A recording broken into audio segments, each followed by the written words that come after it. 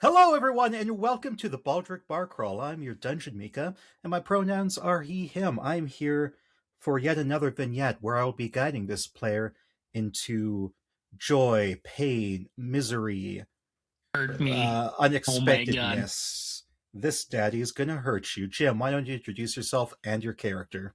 Hi, everybody. My name is Jim, pronouns he, him, and I am playing Diomedes.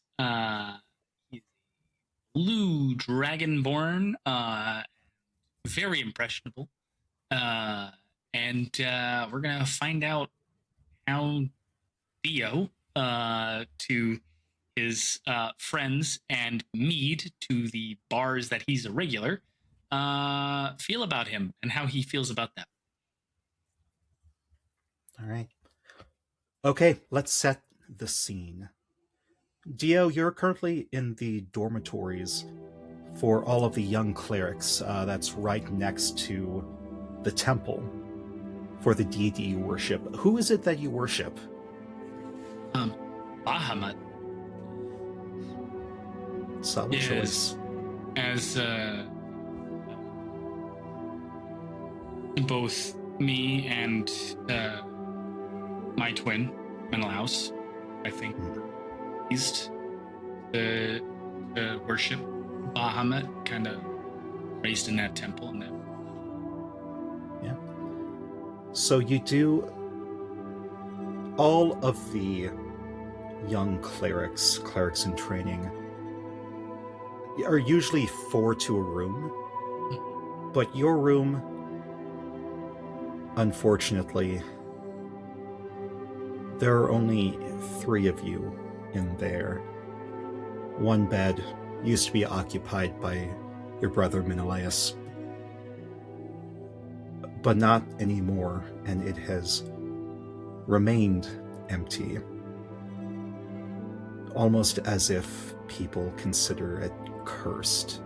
There are rumors that go around that if you lay in his bunk, that you will be haunted and you will lose your faith, etc., etc., none of which are true, as far as you know. But how do those rumors make Dio feel as he prepares to sneak out of this very sparsely decorated room? I think those rumors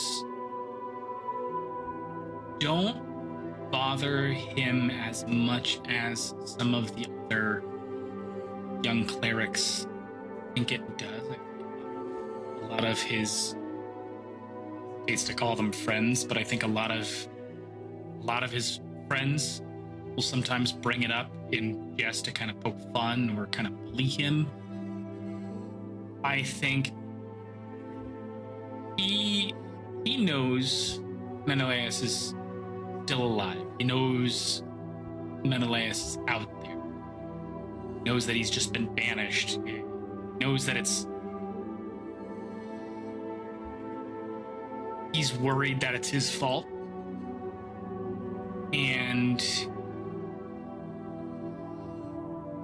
But it doesn't bother him as much as it had in the first few months after everything kind of happened.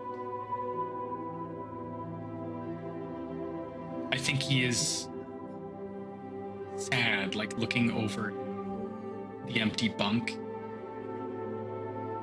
You know, it being the day that it is. That's right. The next day is your birthday. Your birthday, your brother's birthday. Our birthday. I think Dio being sad, it's a lot of feeling that this should be both of them sneaking out to get their first drink. It should be both of them getting to. Yeah. He feels that it's a bit unfair. They don't get to do this.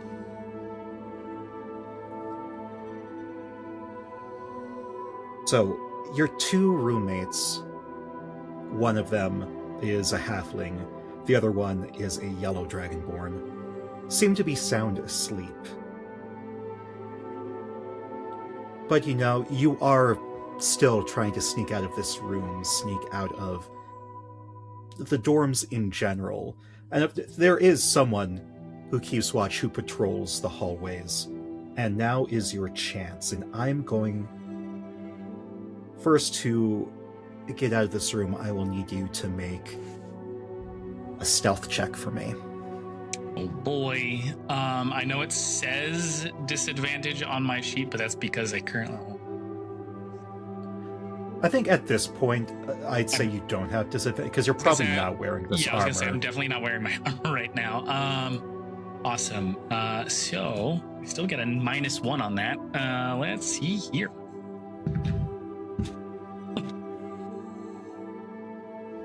First roll is excellent. That is a 3 -1 for a 2. Well, luckily for you, go ahead and use your Tusano token. Oh, God. Imagine this just getting... Oh, come on. You're never going to guess what I just rolled a second time. Oh. The dice gods have decided that I am supposed to roll a 3 here. And end on a 2. I feel your pain. That happened to me with a natty 1 for a different game I was in twice in a row. Ended up killing my almost boyfriend NPC that was just made up and introduced like 2 minutes earlier. Oh my God. Yeah. So you have to take the new roll, which is fine because it's the same roll. Yep. The floor creaks, and it is loud, and your halfling roommate snaps awake. This roommate is Chadwick. He is this little halfling, 3.5 feet tall, with this curly, dark auburn hair. And he rubs the sleepies from his eyes, and his voice is a little rough. And he says, "Hey, Dio, what are you... What? Chadwick. Chad. Yeah. I'm just heading to the bathroom. I gotta go to the little boy's room. I'll be right back." Don't, you're friggin' bladder, dude. Go ahead and roll deception. Yeah. Okay. Better than a 3. 14 plus 0 is a 14. Perfect, yeah. Love that. Okay, you have to... The bathroom? Really? Hey, when the dragon calls, the dragon calls. Ew, like as a I can't tell if that's like because you're a dragonborn. Do you refer to your penis as a dragon? Do you even have a is it a cloaca? Why are you it's like practically midnight, okay? Why are you asking me these questions? I just have to go to the bathroom. Yeah, no, but like Look, you said it and now I can't stop thinking about it. Look, were you not listening in like, I don't know, like we've taken like anatomy classes before. Like, do you not listen about like, I guess it's been a minute since we've done like anything like Dragonborn. Chadwick, I just gotta go to the bathroom. It's like a nature calls thing. You know what I mean? I just like. But like now I'm gonna have a hard time going to sleep because I'm going to be thinking about like dragons and stuff. Like, what if there's a dragon who comes to the window and then talks? Chad, that's. And Chad is falling back asleep. It's incredible. I love Chad. I love him so much. Great.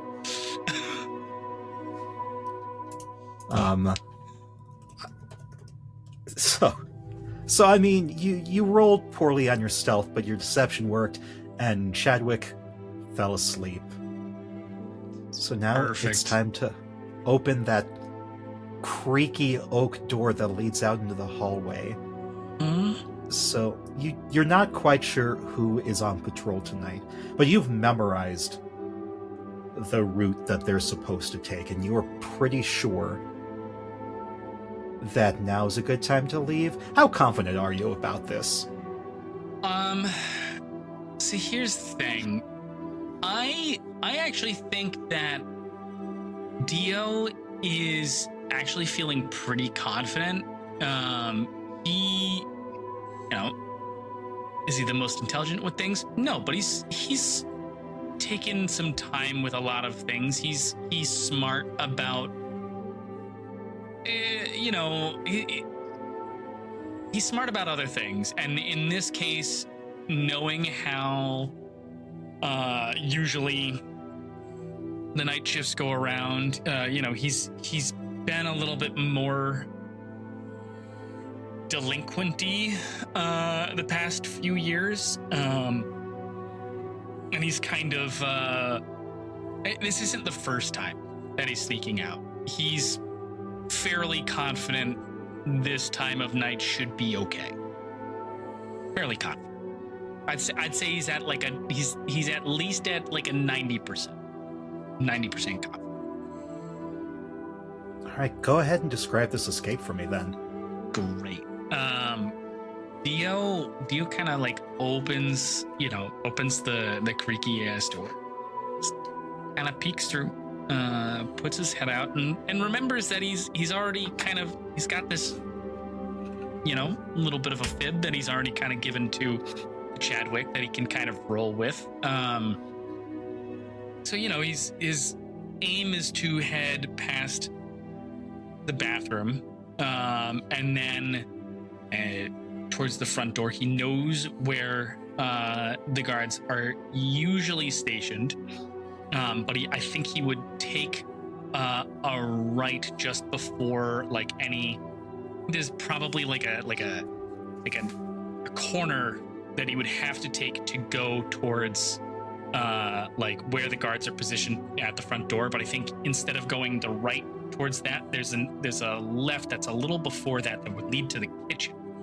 He's planning on using the back door where the kitchen is to leave rather than the front door. And he kind of, he makes his way down the hallway towards that left turn, aiming to get out that back door. Tiptoeing as quietly as his dragonborn, because he doesn't tend to wear shoes because it's not great for a dragonborn of his size to wear shoes. He doesn't need them. He's specifically aiming just to make that left, and then he seems to be scot-free. He's got to get through the kitchen. Luckily, at this time of night, no one is in the kitchen. It's usually depending on the day, 3 a.m. that people will wake up for shifts. You all take shifts. So, once a week, there's a professional chef who comes in and cooks. But more often than not, for at least a meal, for one meal a day, all of the young clerics will take turns cooking. Yeah. And as we walk through the kitchen, you do see some birthday candles, and it looks like they might be planning a little something or other for you in the morning. In the Order of Bahamut, birthdays aren't the biggest deal, but I'm sure it's still nice to know, hey, maybe they are kind of thinking about me. I do think Dio does take a second, looks at them. He's seen plenty of candles in his life, and he knows the difference between birthday candles and regular candles. It is kind of nice. It would be nicer if, his brother were here to celebrate the birthday with him, and they would be getting candles for him as well. And I think he kind of almost wishes he could split the candles with his brother. And after that brief little slowdown and that brief little feel, like emotions hitting, he kind of locks back in on his destination and the time frame that it's at right now, and continues past the candles.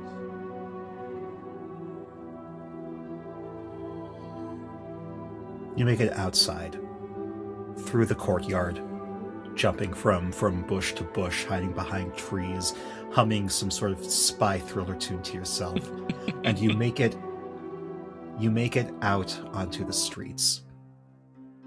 You're not going too far.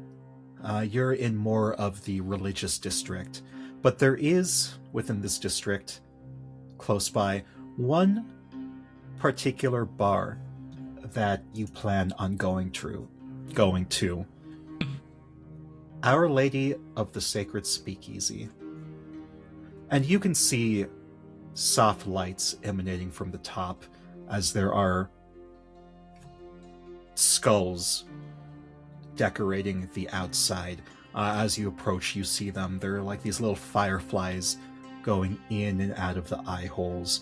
Outside there seems to be a line with some sort of person wearing a goat head mask and a paddle standing in front of the door. In line, just a bunch of students from SAIB, the School of the Art Institute of Baldric. Do you ever interact with any of the students?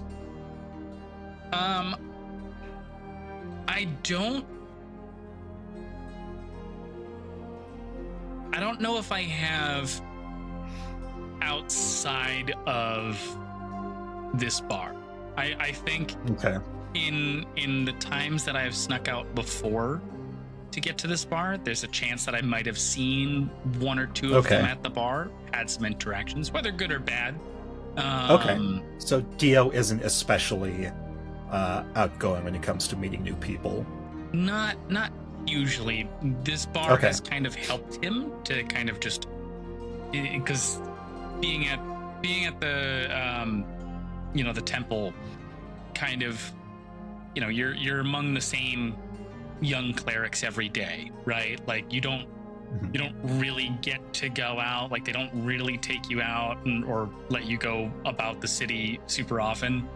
Like this tended to be where he would go and get like a little bit of see people. He wouldn't of course he wouldn't be drinking, because he's still been, as much as he was kind of pushing the rules, he wouldn't drink before he became of age, but he would still go out and like just kind of watch people in the bar, talk to people here and there, but he was never overly talkative. He talked to people that maybe another dragonborn, maybe you would recognize something and be like, oh, it's kind of where he would start to ask questions and learn about how people would interact with each other at a bar. Yeah. All right. The line is moving fairly quickly tonight until you're second in line. In front of you is a fucking stupid-looking Goliath holding a basket, and when he uncovers the basket, like there are a bunch of muffins in there, and you see him like, oh, here, take one of these, and he hands it to the goat, who nods and like lifts up their mask a little bit, and like it seems like in one single bite eats the muffin, and then the stupid fucking Goliath is let in. You're up next. What have you brought with you as an offering to the goat? Oh boy. To the Lady of the Sacred Speakeasy. The Lady Yoltara Minerza.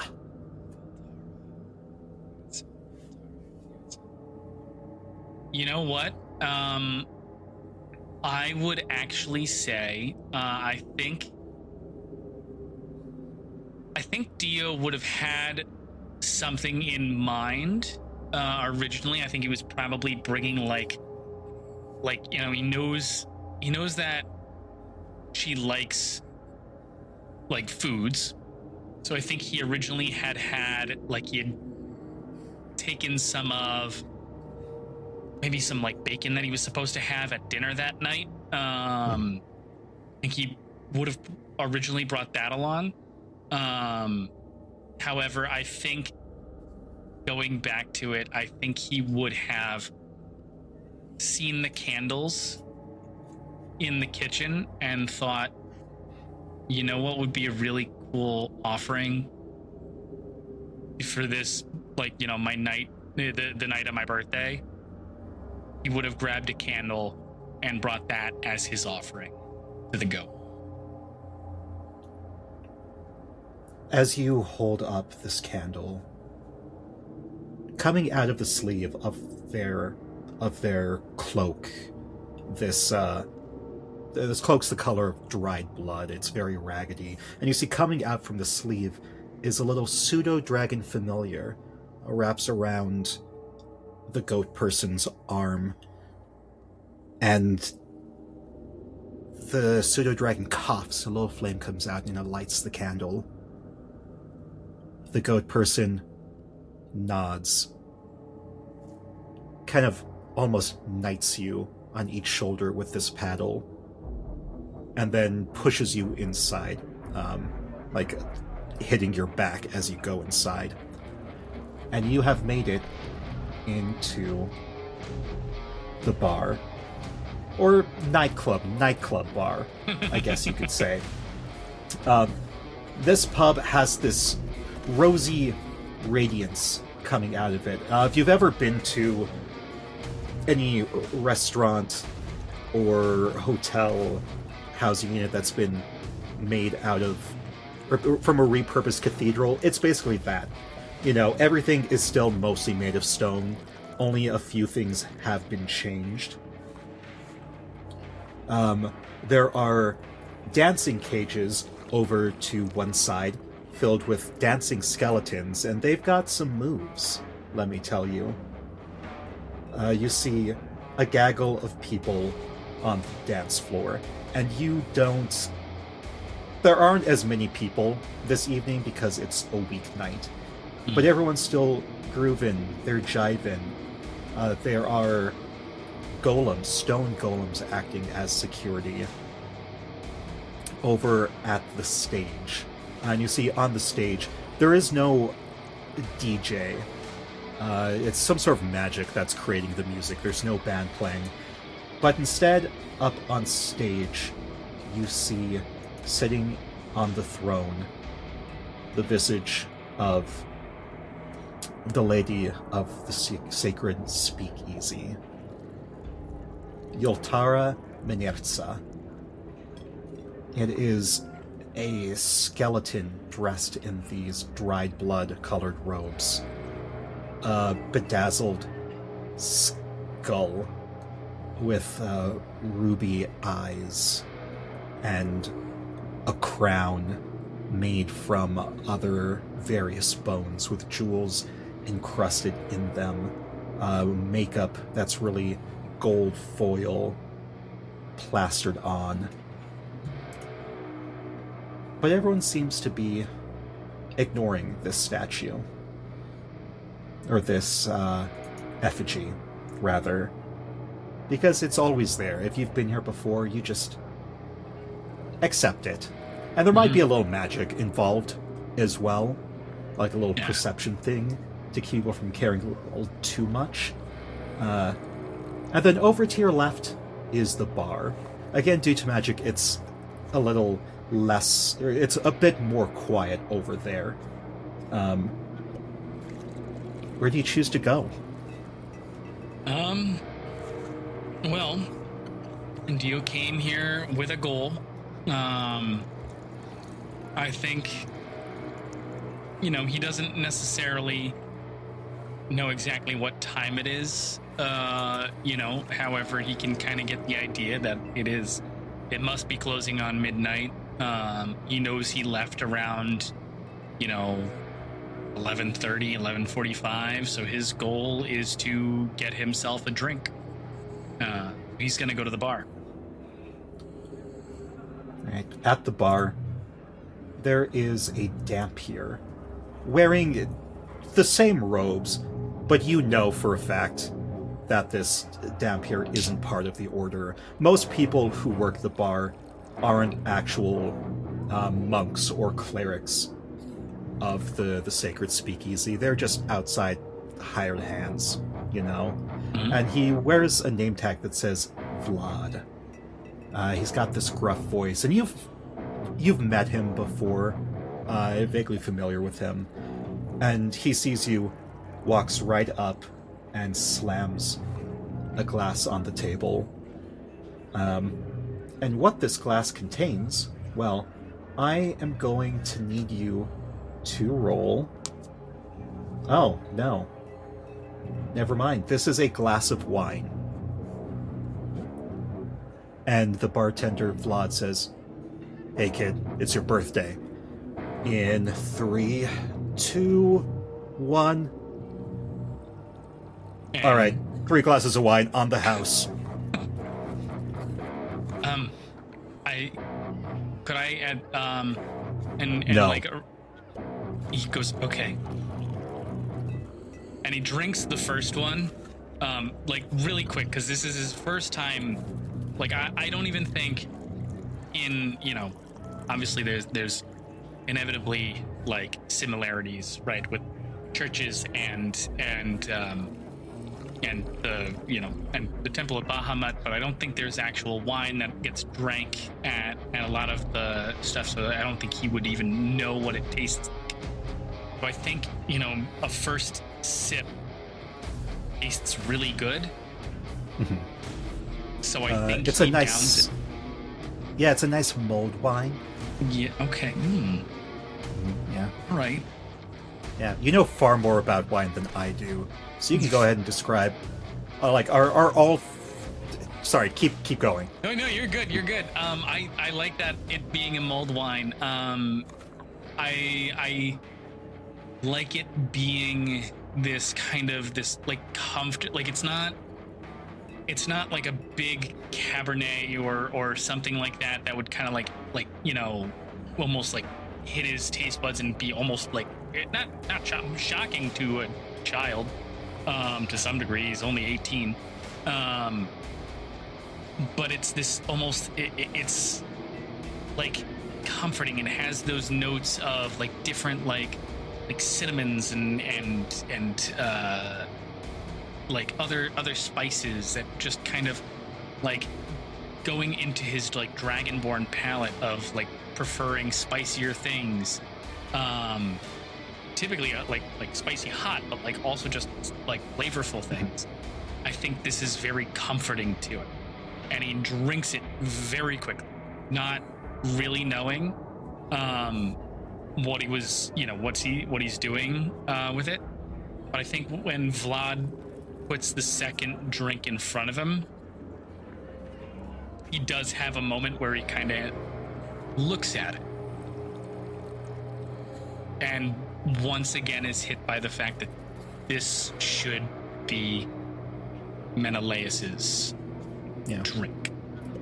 Like, this should be the one Menelaeus is having next to him at this bar. Vlad notices kind of your hesitation, and he just grumbles and groans like an old man. He's like, "Ugh. Thinking about your brother. Look, kid. No, it's your birthday, but maybe we should have the hard talk. Do you want to stay a cleric? Because I didn't. I left, and I had far less reason than you did. Or do have. Your brother was freaking exiled." Mm-hmm.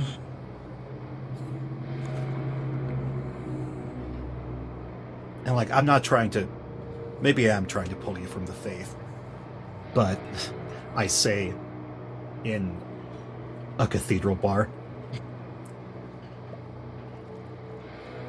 Glad I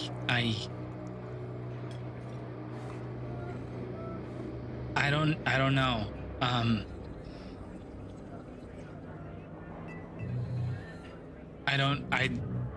I'm scared if I stay.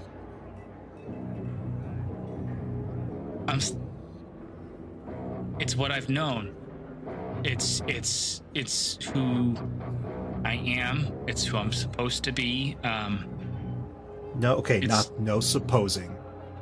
No, there is no supposed to, should. No, that doesn't exist. What do you want?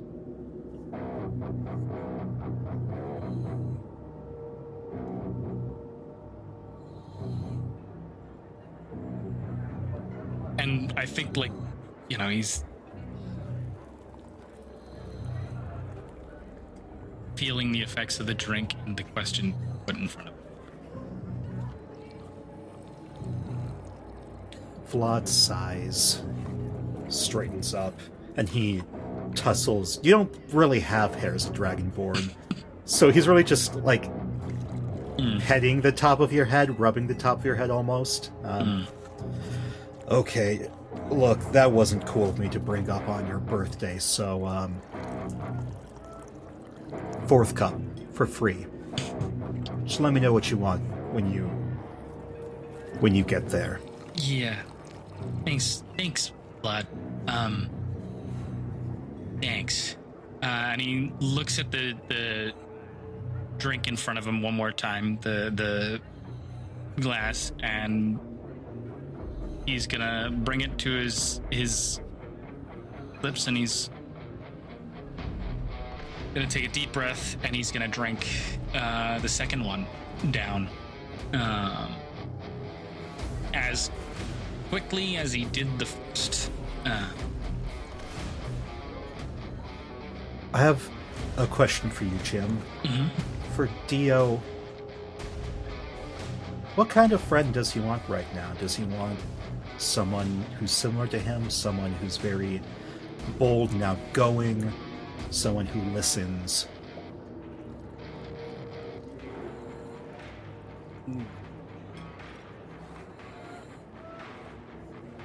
I think I think you hit it with both of those. I think he's looking for someone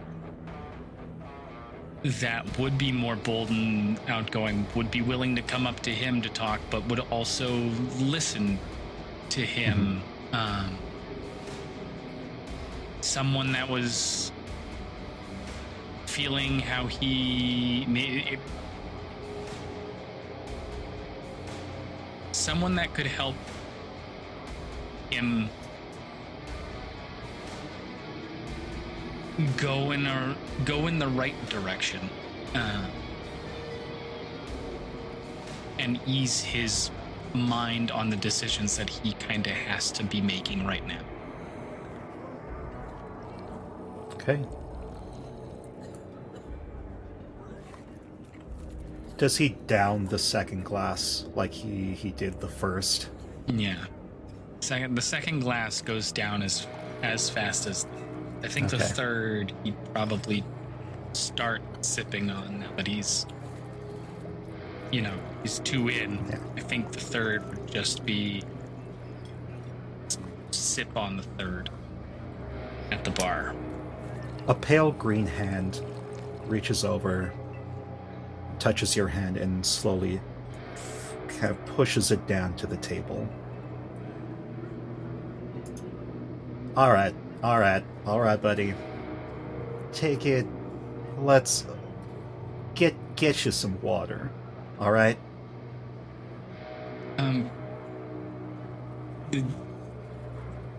Next to him is a tall and kind of gangly-looking orc who kind of exudes this almost older cousin energy. He's in kind of this cobbled assortment of clearly thrifted hand-me-downs almost, with you notice some home sewn things added to it. It's not the most professional job, but it looks kind of cool. Like he has a sewn on black heart over on the wrong side of the chest. And his two tusks aren't especially big. Like they're noticeable, of course, orc. Yeah. But they're kind of smaller than you're used to seeing on a fully grown orc, and so you're assuming that he is about the same age as you. I mean, I guess you're right. I don't know what I'm doing when it comes to drinking. This is this is a bit of a first for me. All right, eye contact. Look at me. Okay. And you notice his eyes are this icy blue. All right, sport. First, what's your name? Dio. You can call me Dio. Dia. All right, that's a solid name. I am Saamson. So, Sam works. Sam. Or like son or Amsa, any kind of combination you want to do, I'll answer to it. Sure. Now, I understand drinking your sorrows away with this, but a little birdie, or a little bat, told me that it was your birthday. Yeah. So, alright. So, okay. You don't look very happy that it's your birthday, and you're not drinking properly for a celebration. You're doing sad drinking. That's no good. Not on my watch, okay? Not in my vicinity. It's kind of an insult, buddy. So. Fair. It should be. It should be more fun, shouldn't it? Yeah. First drink. Oh, you're that young. Yeah. Ooh, doggy. All right. Damn. I should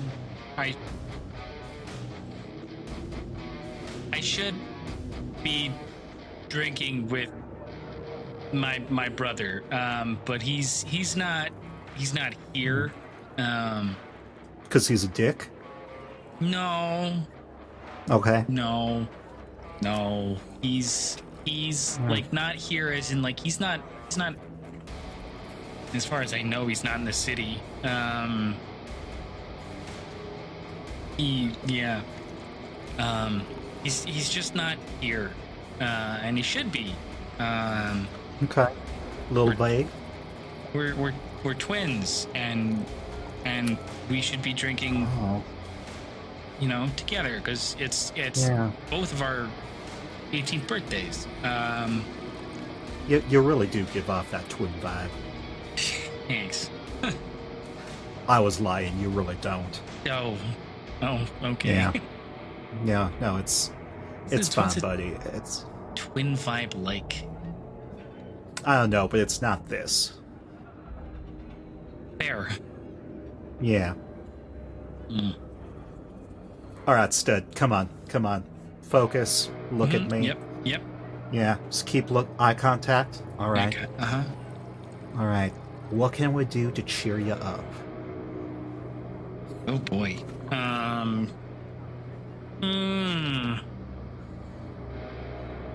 Should we find someone for you to kiss? A little smooch? Oh god. It's first drink. I can't do my first kiss tonight. That'd be just weird, wouldn't it? That'd be crazy. He grabs your face and smooches your forehead. All right. Got your kiss out of the way. Now you shouldn't be nervous about it. Yeah. I appreciate you, Sam. Yeah. I mean, dancing would be great. I see everybody else doing it here whenever I'm here. I don't think I have really actually danced in this place before. Dancing would be fun. Kind of like looks at the third drink as well. Is like, does drinking make you like a better dancer? Is that why everybody like dances at a bar? Is that how that goes? I don't. Well, it makes me a better dancer. But anyone else who answers, truthfully, it just releases your inhibitions, so you can feel that rain on your skin. It's just that great feeling. It makes you stop caring. Fair. Okay. Yeah. So not better, just more entertaining, more fun. I think with the words that like Sam used as well, like despite them being from a phenomenal song, Dio looks at his drink and goes, and does, like, despite Sam mentioning water and whatnot, does drink a little bit more of it. Kind of breathes a little bit, and I think I would like to dance. Yeah. Yeah. All right. Let's make this a night of firsts for you, okay? How's that sound? Sure. Yeah. Yeah. All right, that's my deal. All right, and he does like the tap on your shoulder and like pulls you up. You can bring your drink with you. It's fine. People do it. The floor's sticky. Great. You're just gonna have to accept that. Yep. Just accept. Yep. Now let's go. And he drags you onto the dance floor. And first, roll a perception check for me. Maybe not perception, investigation. Yeah. I never quite perception. Perception works. Fair. That is going to be a natural 16 plus 3 for 19. You do notice on the floor, on the dance floor, there is a huge, old-looking sigil etched onto the ground. And it looks like it's been there for maybe hundreds of years. Honestly, you're not really sure what it does, what it's for. But for as long as you've known, you've never heard anything about it. It's curious that it's there, but it's whatever. You can choose to look into it more if you want, but there are a ton of people on the dance floor right now. Well, not a ton because it's a weeknight, but there are enough people on the dance floor, and you've got the stone golems kind of keeping an eye on everything. It might not be the easiest to investigate more. I don't know. Since Dio is now 2 drinks in, 2.5, we'll say. I think he looks at it and, he's seen it, enough times, having been here on really, really slow nights, and, and knows that he's, can't really see it when it's like super busy and like everything's like packed. But I don't think he would think much of it right now. I think he would just have the thought in his mind that like this is the first time that he's stepping onto this said space. I think even when it's been a dead night that he's gotten there, I don't think even on those nights he's gone on to the dates.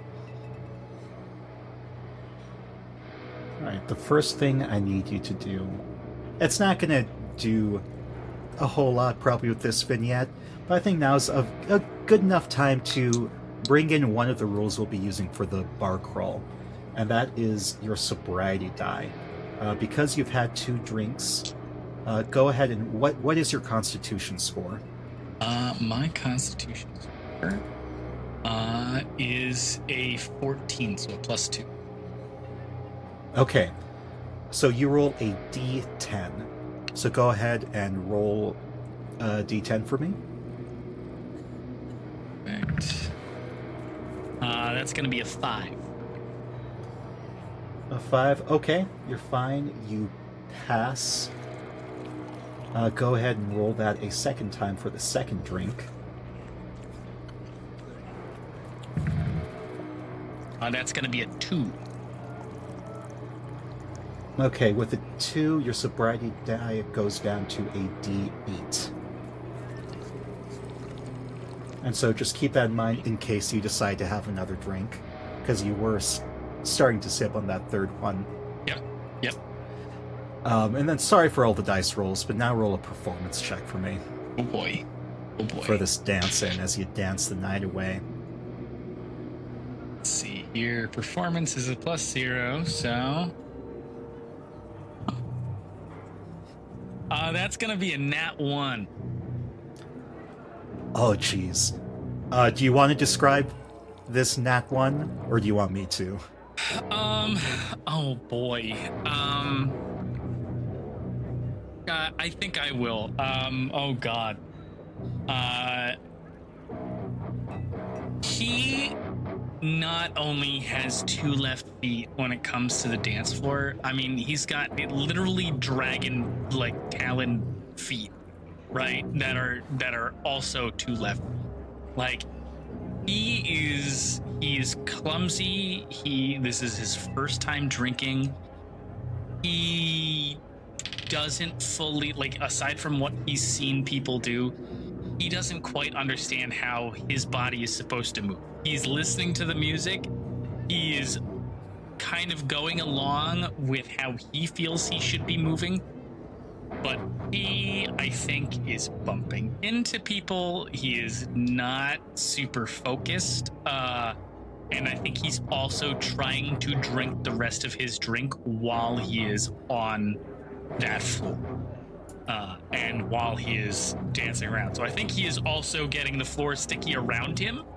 Mm-hmm. The already sticky floor is just getting worse as he finishes his third drink and just continues to move and be awkward and just more of an obstacle for people on the dance floor. People are bumping into you left and right, and people are like, hey, watch where you're going, and your drink sloshes, and a bunch of it spills on you. And a few people, because you've knocked into them, some of their drinks spill on you, and you're covered in like sticky, alcoholic mess, and you can probably smell it on yourself at this point. And go ahead, because you rolled a natty 1, roll a d8 for me, disadvantage. Yep. And first one's a 4. And second one's a 5. 4 and a 5. All right, you're fine then. But you are a sticky mess, and Sam is has this perplexed look, like, I really thought that would loosen you. Oh boy! All right, come on, buddy. Let's get you cleaned up. He follows Sam off the floor, and I think Dio, despite Sam even telling him this, he doesn't, like, he feels sticky and he can feel the drinks all over him, but he's not even, like, again, while he might not be the drunkest person ever right now or anything like that, he is only 18. He doesn't know how alcohol affects himself. So, like, he is already kind of like, oh, all right, we're going this way now. Okay. Like the kind of young drunk that you should probably babysit because they don't know where they're going, or what they're doing. I think we don't need the rolls for this. You're drunk. After downing 2 glasses of wine, and then you just finished your third, Sam drags you to the bathroom. And it's a club bathroom. There are a lot of people there. Some of them are probably doing, some booger sugar, or making out. You do see, like, a tiefling making out with an elf over like in the corner, in the far corner. And Sam kind of opens up a stall, sits you down on the toilet, and he gives you kind of that same look he gave you on the dance floor, folds his arms. It's like, all right, kid, so I've got some spare clothes we can change you into. All right, Okay. so you'll feel more comfortable. It'll give us a second chance to go back out there. I will keep a better eye on you. And we can... we'll have a bit of a better time. And then we can get some shawarma after. Sound good? Oh yeah, I'd like shawarma. Yeah. You're gonna want some. Okay. Yeah. Yeah. I'll be right back. Okay. Don't move. Do not move. I won't. And it doesn't take long before Sam's back and he's like got this satchel with him and he kind of digs through it, muttering like, "Nope, I don't leave home without a spare change of clothes. All right, this is going to be a bit tight on you, but..." He like shoves a shirt and some like sweats over to... Well, I guess before he does that, it's like, okay, I'm going to need you to, if you want the private, we can close the door, but you're going to need to remove those. Here, some sweats, a t-shirt, and the t-shirt says, like, "I heart Baldric." Great. Yeah. All right, you're lucky I didn't bring my shorts that say juicy on the butt, okay? Just some nice regular sweats. They'll really... Again, we're different sizes. So this will probably like really accentuate some muscles. So maybe that's a good thing. We can find you a real first kiss. So oh god. Yeah, I'll wait over here for you. All right. And he goes and like leans against the wall. Great. I think Dio would still, because like, he's still church boy, right? He's like, oh god. I think he would close the door, change out of like his gross stuff and into the like sweats and the t-shirt. Probably like, with some of his spines along his back, hopefully not putting holes in this person's shirt, but still like a little nervous about it. And might at least obviously be stretching it out at this point. Yeah. It's fine. Once you're done, Vlad takes the sticky clothes, and puts them in his bag. Says, "All right, come on." And he like grabs you by your arm and leads you out. First to the coat check, puts back his bag, and then he drags you back out onto the dance floor. And we can go ahead and just do little snapshots, like as if a series of Polaroids describing the rest of the evening. Yeah. I think over the next, hour or two, I think he would have like, he was told that he could have one more by Vlad back at the thing. So I think he would go back and have at least one more drink, followed very quickly by water, as per Sam telling him that he should. I think he would be back on the dance floor doing his best to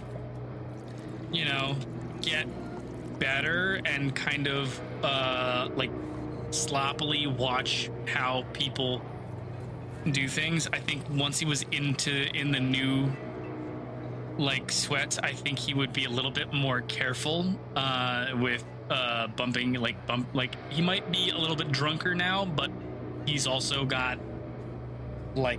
Sam's clothes, so I think he's trying to pay attention and actively avoiding bumping into people,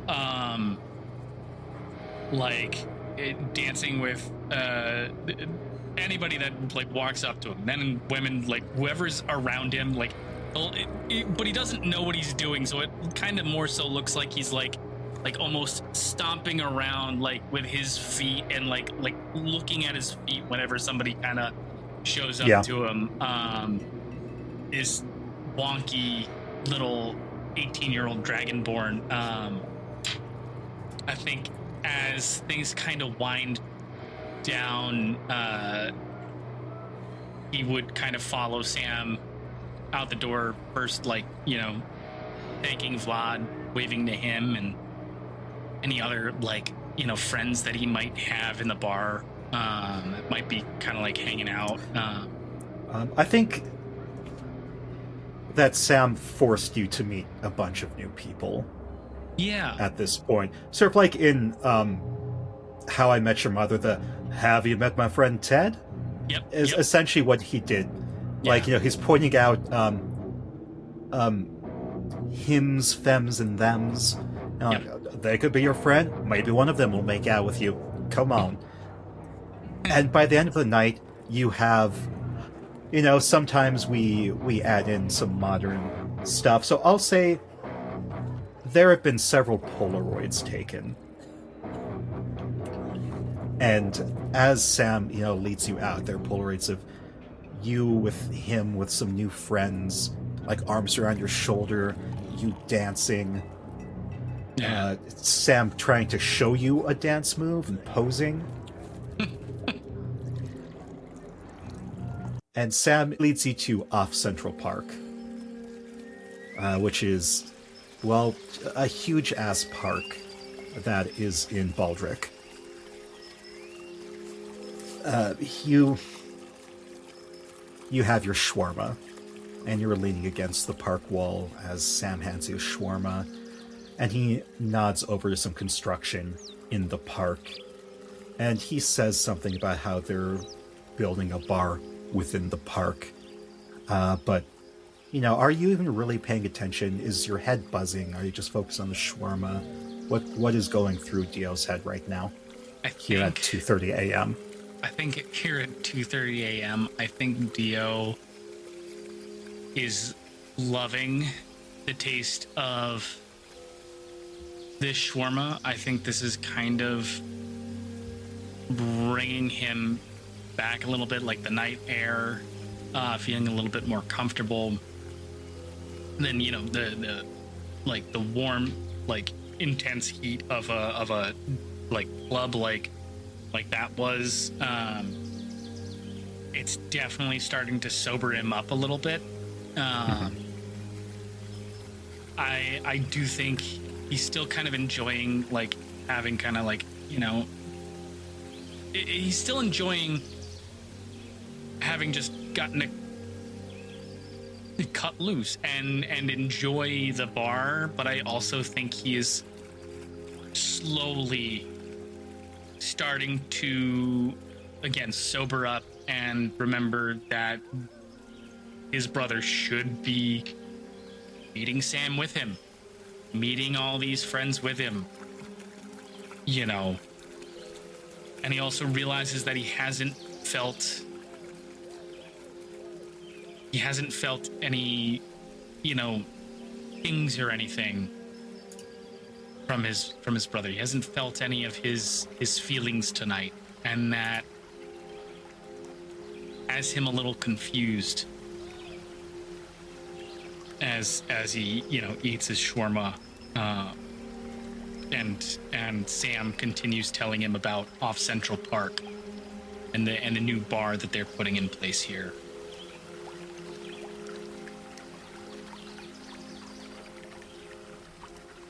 Hey, Dio. Yeah. Where'd you go off to there?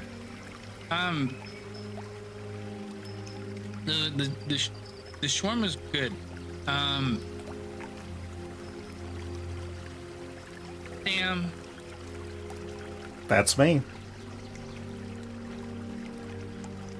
We did a lot of dancing and drinking and meeting people.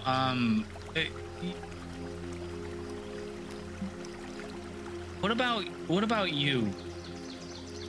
Um. Uh. hmm.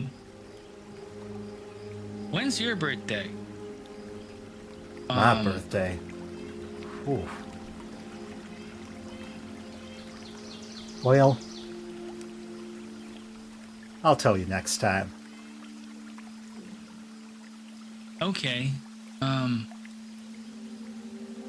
When's next time? How do you go to the bar often? Um. Yeah, I like to bar hop.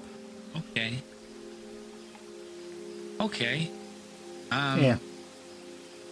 Um. Well, we'll drink more and you can tell me more about birthday and you and all that.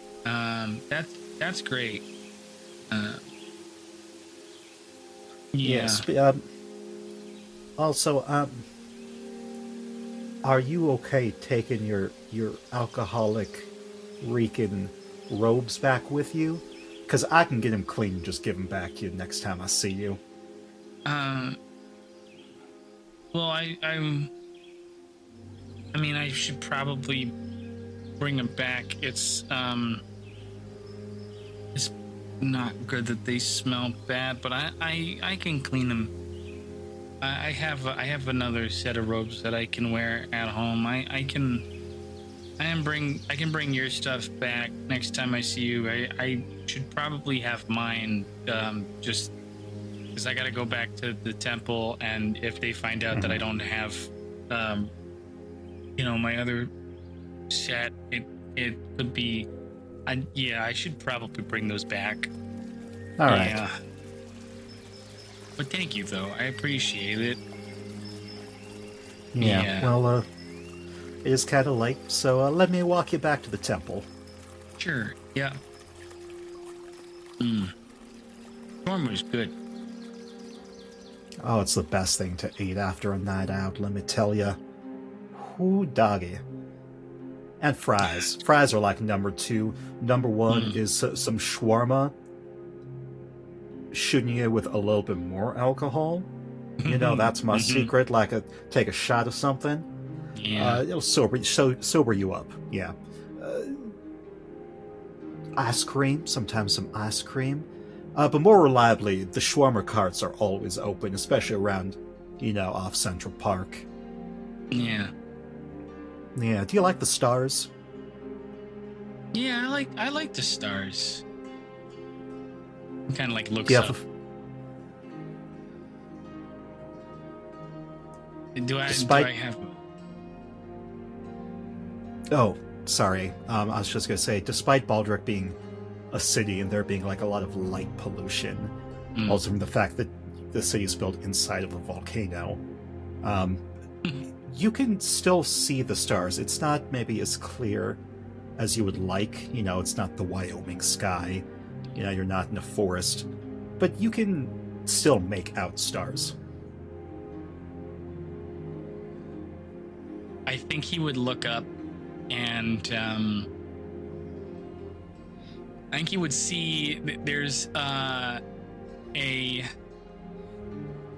set of stars up towards like the northern direction that kind of make like almost like a kind of like a dragon-ish kind of thing that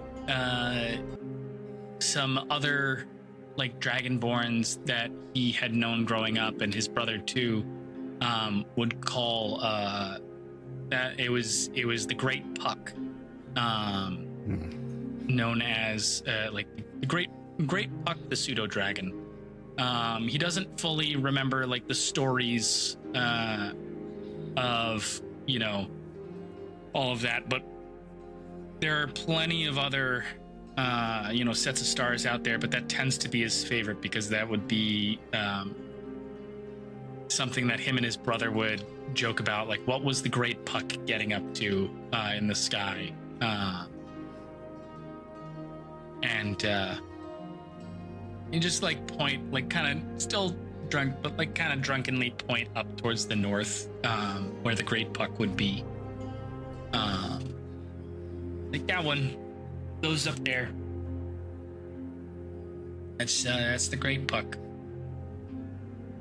I like those stars. I like those a lot. Tell me more about the Great Puck. Oh God, he got up to so much ridiculous stuff.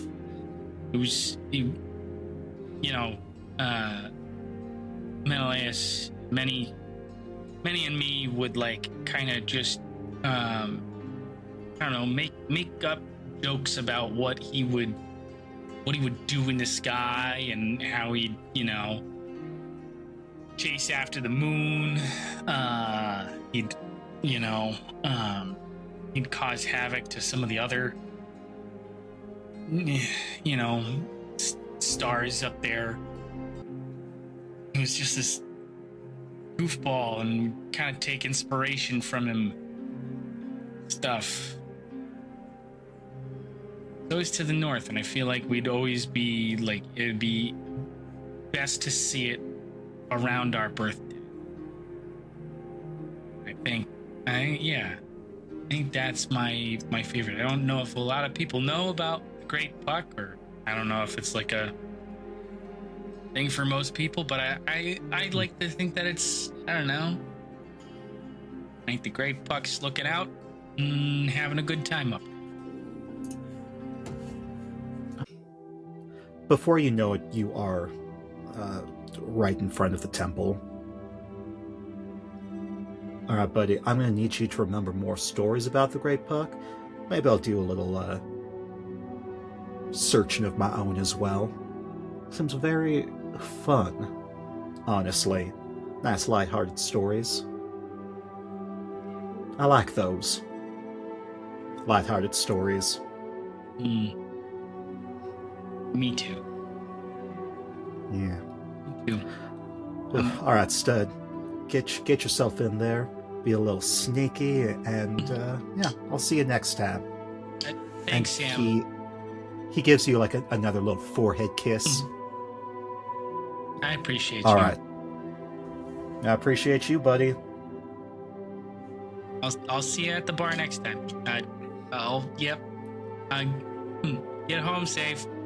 Appreciate it. Did you look away, even just briefly, at any point? Yes, I do think he would have. Sam's gone. By the time you finish and you look back to see him, nowhere to be seen.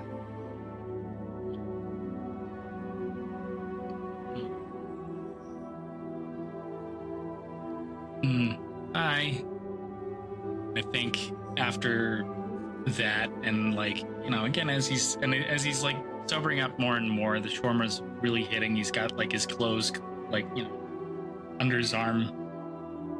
He turns around and